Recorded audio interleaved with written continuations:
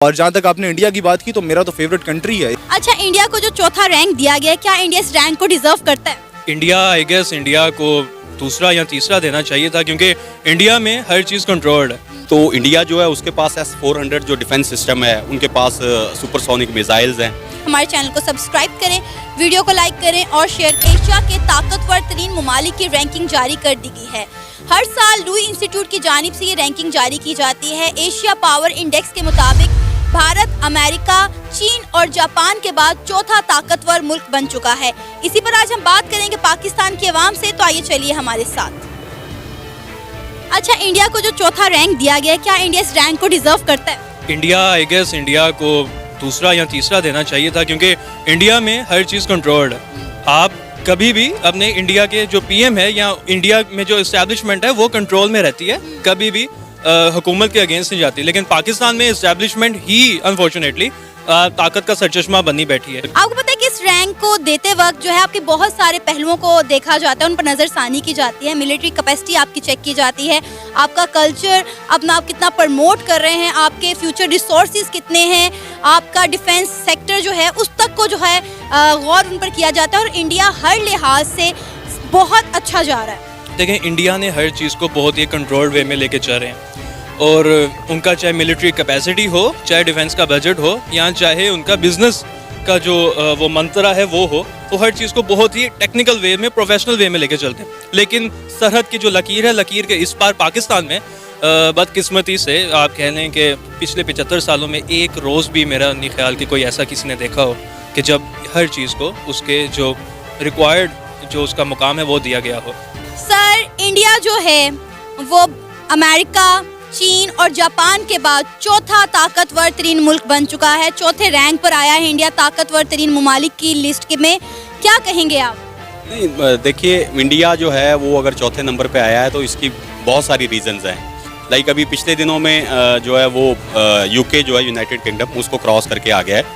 और उसकी रीज़न यही है कि एक तो उसकी जो इकोनॉमी है वो बहुत ज़्यादा स्ट्रॉन्ग है, और अगर हम उनके रिजर्व्स की बात करें वो तकरीबन $600 बिलियन रिजर्व्स हैं उनके, जबकि हम $4 बिलियन पे फिर रहे हैं। और इसकी रीज़न जो मेरे ख्याल में जो सबसे बड़ी रीज़न है वो ये है कि वहाँ पे एक जो पॉलिटिकल स्टेबिलिटी है, 1947 से लेके आज तक पॉलिटिकल स्टेबिलिटी है।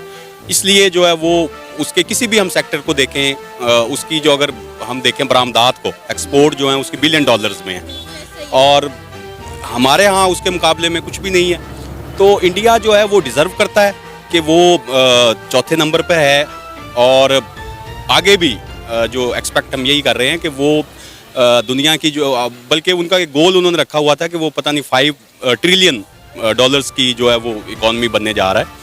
तो ये मेरे ख्याल में सबसे बड़ी रीज़न यही है कि वहाँ पे पॉलिटिकल स्टेबिलिटी है, कोई इंटरफेरेंस नहीं है आर्मी की तरफ से या बाकी जो दूसरे जैसे हमारे यहाँ मौजूद। अच्छा, इंडिया जो है एक बहुत बड़ी मार्केट है, बहुत बड़ी आबादी है वहाँ पर।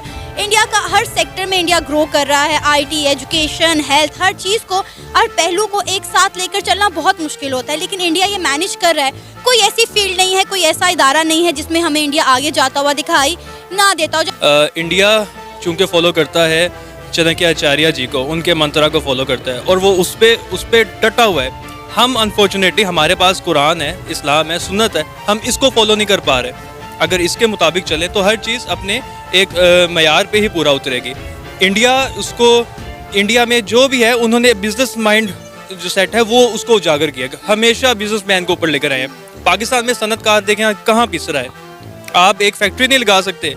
IMF की शराइत इस कदर सख्त है ना कि IMF ये कहता है कि आपने 3 मरले का छोटा सा घर नहीं अलहदा बनाना, हाँ, लेकिन ये ज़रूर कहता है कि डिफेंस में 2 कनाल की कोठी जो है वो किराए पे ले लो। पाकिस्तान का ये हिसाब है। अब तो IMF ने पाकिस्तान को कह दिया कि अपना डिफेंस बजट जो है वो कम करें, उसमें कमी लेकर आए। अच्छा, अब देखते हैं कि IMF ही हम पर निजात दहिंदा बनकर आ जाए और डिफेंस का बजट कम हो जाए। लेकिन बजट कम ज़्यादा करने से नहीं, माइंडसेट की सारी गेम है।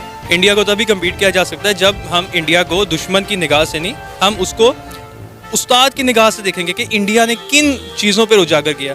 पिछले 75 सालों में देख लें, पाकिस्तान में 20 सालों के अंदर कोई 3-4 तो मार्शल लॉज आपके आ गए हैं, और हर बंदे को यहाँ पे नाउजुबिल्लाह खुदा बनने का शौक़ है ना, और हर बंदा चाहता है कि जी उसके जो ताकत का सरचश्मा है वो खुद ही बन जाए। जबकि इंडिया में कतई ये नहीं देखा गया। हर जगह हम देखें तो इंडिया एक बहुत ही उसको लेकर चलता है। स्पोर्ट्स का मैदान हो, उनका बॉलीवुड हो, उनका इंडस्ट्री हो, हर चीज़ बहुत ही एक डिवाइस वे में लेके चलते हैं। लेकिन पाकिस्तान में हर जगह ही आपको पता है कि हर जगह तो आपने रिटायर्ड, मैं नाम नहीं लेना चाहूँगा कि रिटायर्ड आपने किसी इदारों के सरबराहान लगा दिए हैं, तो उसका तो फिर यही होगा ना। सर आपको पता है ये रैंकिंग देते हुए बहुत सारी चीज़ों को जो है मद्देनज़र रखा जाता है, जिसमें आपकी इकॉनमी, स्टेबिलिटी, फ्यूचर रिसोर्सेज, आपकी डिफेंस नेटवर्क, हर चीज़ को देखा जाता है। तो आपको क्या लगता है कि इंडिया इस लिहाज से ओवरऑल ठीक है? वाकई में उन्होंने अपनी हर तरह से तैयारी की हुई है? जी जी बिल्कुल। देखें, आपने अभी बात की डिफेंस की, जैसे तो इंडिया जो है उसके पास S-400 जो डिफेंस सिस्टम है, उनके पास सुपरसोनिक मिसाइल्स हैं। तो मैं डिफेंस को लेके ख़ास तौर पे पाकिस्तान को डिग्रेड नहीं कर रहा, हमारा भी माशाल्लाह डिफेंस सिस्टम जो है बहुत अच्छा है। लेकिन इंडिया जो है वो यहाँ पे क्यों पहुँचा हुआ है, उसकी रीज़न्स, ख़ास रीज़न उनकी सिर्फ सबसे बड़ी रीज़न यही है कि इकॉनमी है उनकी, और उनके पास जो मैसेज है वहाँ पे, यानी कि अगर आप बात करें कि जो है तकरीबन 1.5 बिलियन लोग वहाँ पे रहते हैं, तो वर्क फोर्स उनके पास बहुत ज़्यादा है, और बहुत सारे जो उनके निज़ाम है उनमें एक ट्रांसपेरेंसी है जो कि हमारे यहाँ पाकिस्तान में नहीं है। सर आपने खुद ही अपने मुंह से ये एक्सेप्ट किया है कि इंडिया हर लिहाज से पाकिस्तान से बहुत बेहतर है, फिर इंडिया और पाकिस्तान का हम हमेशा मुआवजा क्यों करते रहते हैं? हम हमेशा ये क्यों कहते रहे कि पाकिस्तान हर चीज़ में बहुत अच्छा है और इंडिया हर चीज़ में पीछे है? तो हम इस दौर में फिर क्यों लगे हुए हैं? देखिए, अगर हम मुआवजा करें ना उनका, चाहे हम इकोनॉमी में करें, चाहे हम एग्रीकल्चर सेक्टर जो है उसमें करें, इंडस्ट्रियल सेक्टर में करें, या ख़ास तौर पे आईटी में अगर हम करें, तो हम ऑन पेपर जो है हम उनसे बहुत पीछे हैं। हाँ, लिटरली हम बहुत पीछे हैं। रियलिटी यही है कि हम ऑलमोस्ट सारे सेक्टर्स में इंडिया से बहुत पीछे हैं। आप ये भी तो देखिए कि इंडिया की अगर हम बात करें तो इंडिया के सियासतदान उन्हें कितने लॉयल मिले हैं। नरेंद्र मोदी की हुकूमत आने के बाद उन्होंने इंडिया के लिए कितना काम किया।